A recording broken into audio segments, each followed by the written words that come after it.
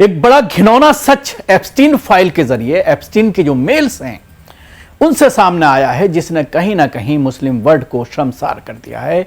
और खास तौर से मुसलमान इस हरकत को लेकर के काफी परेशान है, काफी गुस्से में है कि आखिर कोई शख्स एक ऐसे शख्स को खाना काबा बैतुल्लाह का गिलाफ किस तरह से उसके पीस जो है एक ऐसे आतंकी को दे सकते हैं जो पूरी दुनिया में बच्चियों के साथ रेप, बच्चियों का शोषण करने, यहाँ तक कि बातें ही सामने आ रही हैं कि बच्चों का गोश्त तक वो खाता था।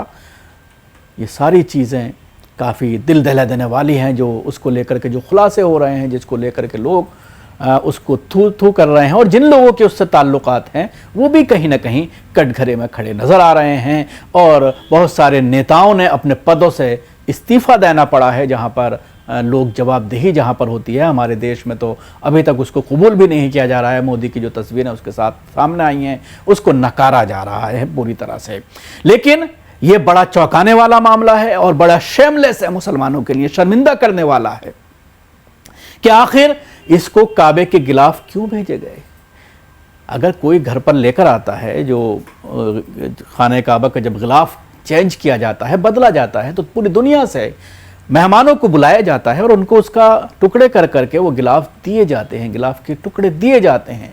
जब इस तरह की हरकतें सामने आ रही हैं कि एक यूएई के 2 बिजनेसमैन का नाम सामने आ रहा है, जिसमें एक महिला है, एक पुरुष है, उनके बारे में भी मैं आपको बताऊंगा। लेकिन अब ये मुझे लगता है कि सऊदी गवर्नमेंट को ये सोचना पड़ेगा कि अब उसके पीस किसी को ना दिए जाएं। लोग उसको मुबारक समझते हैं, बाबरकत समझते हैं, और अपने साथ लाना, अपने घर पर रखना उसको काबिल फ़ख्र समझते हैं, फ़ख्र की वजह समझते हैं। लेकिन इस तरह की जो चीज़ें सामने आ रही हैं उससे बड़ा गुस्सा पूरी मुस्लिम कम्युनिटी को, पूरी मुस्लिम उम्मा को दुनिया के अंदर उसको लेकर के सामने आ रहा है। जो दस्तावेज सामने आए हैं उसमें जेफरी एप्स्टीन के काले सच उजागर हो रहे हैं, बल्कि उन लोगों और नेटवर्क पर भी गंभीर सवाल खड़े हो रहे हैं जिन्होंने धार्मिक, नैतिक और मानवीय सीमाओं को लांघते हुए उससे संबंध बनाए। इसी कड़ी में अब एक और ऐसा मामला सामने आया है जिसमें इस्लाम का सबसे पवित्र खाना काबा और उसके मुकद्दस किस्वा को लेकर भी बहस छिड़ गई है। उन लोगों पर तंज कस दिया है जिन्होंने इस पाक कपड़े को एक सज़ा-याफ्ता यौन अपराधी तक पहुंचाने में भूमिका निभाई। नई तरह से जारी हुए ईमेल्स के मुताबिक कुख्यात और यौन अपराधी के दोषी जेफरी एप्स्टीन के ने मक्का से काबा के गिलाफ यानी पाक कपड़ा किस्वा के टुकड़े अपने अमेरिकी स्थित घर मंगवाने का इंतजाम किया था। ये टुकड़े संयुक्त अरब इमारात यूएई में मौजूद उनके संपर्कों के जरिए भेजे गए। साल 2017 में ईमेल से यह जानकारी सामने आई है कि यूएई की एक कारोबारी महिला अजीजा अल अहमदी और एक दूसरे शख्स अब्दुल्ला अलमारी ने मिलकर किस्वा से जुड़े 3 टुकड़ों को जेफरी एप्स्टीन तक पहुंचाने का पूरा इंतजाम किया था। इन मेल्स में शिपमेंट से जुड़े इनबॉक्स, कस्टम्स के दस्तावेज और आखिरी डिलीवरी की पूरी प्रक्रिया का ब्यौरा दर्ज किया गया है। ये पवित्र सामान सऊदी अरब से हवाई जहाज के जरिए भेजा गया और इसे ब्रिटिश एयरवेज के माध्यम से अमेरिका पहुंचाया गया। आखिर में यह शिपमेंट फ्लोरिडा स्थित एप्स्टीन के घर तक पहुंची। ईमेल के मुताबिक इस शिपमेंट में शामिल 3 टुकड़े अलग अलग तरह के थे। रिपोर्ट के मुताबिक पहला टुकड़ा काबे के अंदर से लिया गया था, जिसे सबसे ज्यादा पाक माना जाता है। दूसरा टुकड़ा काबा के बाहरी किस्वा का था जो पहले इस्तेमाल में रह चुका था, जबकि तीसरा टुकड़ा उसी किस्वा की सामग्री से बना हुआ था, लेकिन उसे कभी काबा पर इस्तेमाल नहीं किया गया था। कस्टम से क्लियरेंस हासिल करने के लिए इसी तीसरे इस्तेमाल न किए गए टुकड़े का सहारा लिया गया। अखबार में छपी रिपोर्ट के मुताबिक इसकी मदद से पूरे शिपमेंट को धार्मिक वस्तु की बजाय कलाकृति के तौर पर घोषित किया गया ताकि इंपोर्ट प्रक्रिया में कोई अड़चन ना आए। यह पार्सल मार्च 2017 में एप्स्टीन के घर पहुंचा।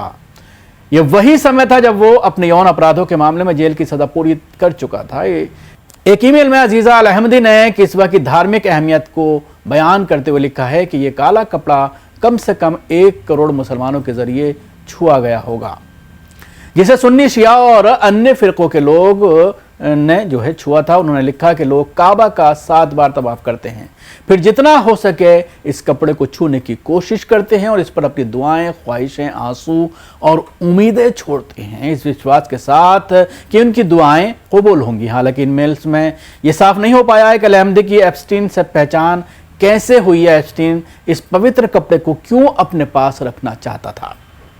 किस्बा से जुड़े इस लेन देन के बाद भी दोनों के बीच संपर्क बना रहा। सितंबर 2017 में जब हरिकेन इरमा ने कैरेबियन इलाके में भारी तबाही मचाई और एप्स्टीन के निजी द्वीप को नुकसान पहुंचा, तो अल-अहमदी ने उसके सचिव के जरिए कई बार उसकी सलामती के बारे में पूछा। एप्स्टीन के सचिव ने जवाब दिया कि सभी सुरक्षित हैं। हालांकि कई ढांचे, पेड़, ढाक, पवेलियन और सड़कें बर्बाद हो चुकी हैं। उन्होंने लिखा है कि हालात ख़राब हैं लेकिन सब कुछ दोबारा बनाया जा सकता है। इस पर अल-अहमदी ने जवाब दिया, मैं नया टेंट भेजने का वादा करती हूँ। ये साफ नहीं है कि वे कभी उस द्वीप पर गई या वहाँ क्या होता था, इसकी उन्हें जानकारी भी नहीं। इस्लामिक परंपरा के मुताबिक हज के दौरान हर साल किस्वा बदला जाता है और पुराने किस्वा को कुछ हिस्से कभी कभी गणमान्य लोगों या धार्मिक संस्थानों को तोहफे में दिए जाते हैं, लेकिन इन खास टुकड़ों का एक सजायाफ्ता वालियों अपराधी तक पहुंचना ऐसे पाक सामान की जांच, प्रक्रिया, वितरण और जिम्मेदारी की पूरी सीरीज पर गंभीर सवाल खड़े करता है।